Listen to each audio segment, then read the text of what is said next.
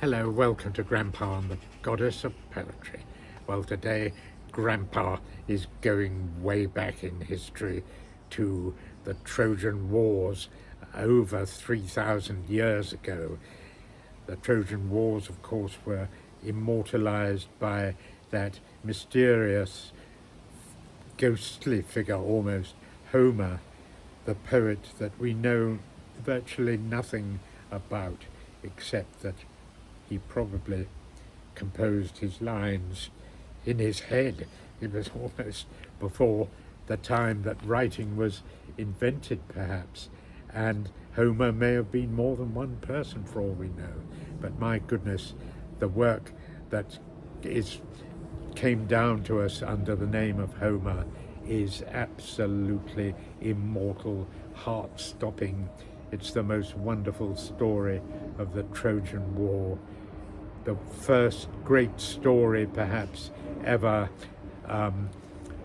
sent down to us from prehistory.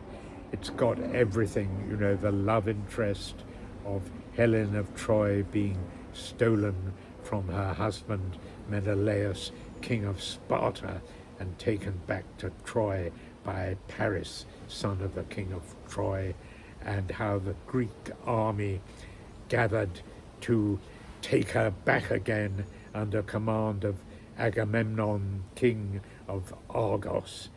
And the story of Troy has everything: love, heroes, battles, wonderful men and women, you know, Achilles, Hector, and on the female side, Andromache, Cassandra, of course, the prophetess that nobody listened to, though she was right, and some beautiful, beautiful, heart-stopping poetry, both from Homer and later poets who have drawn on the story of Troy and the messages that it gives.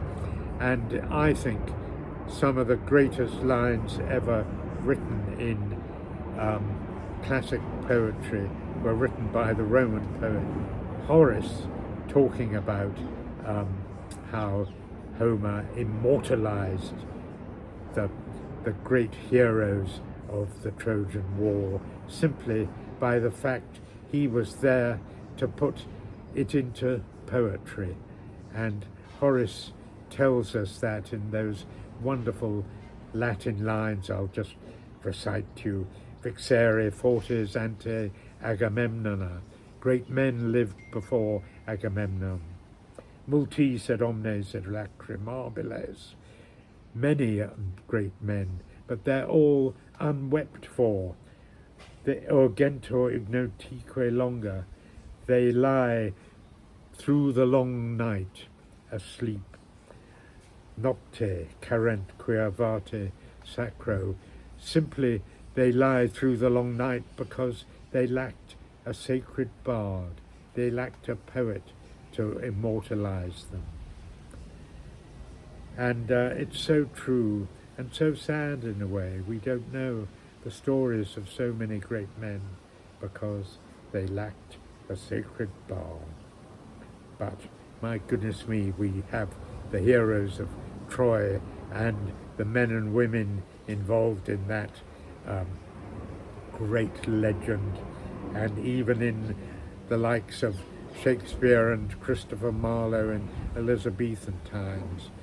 You know, I'm going to recite those wonderful lines of Marlowe from Dr. Faustus, who of course sold his soul to the devil in exchange for earthly bliss, and one of his ideas of bliss was a night alone with Helen of Troy, the immortal beauty.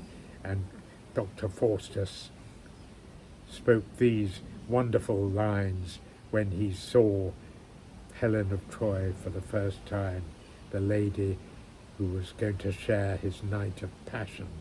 Here he is. Was this the face that launched 1,000 ships and burnt the topless towers of Ilium? Ilium, of course, is Troy. Sweet Helen, make me immortal with a kiss. He kisses her.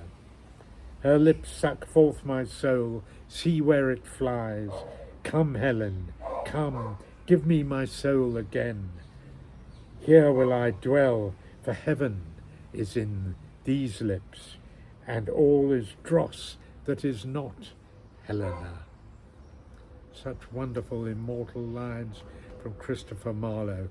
It's so true. So many great men we know nothing about simply because they lacked a sacred bard, but not the heroes of Troy. Thank you for listening today.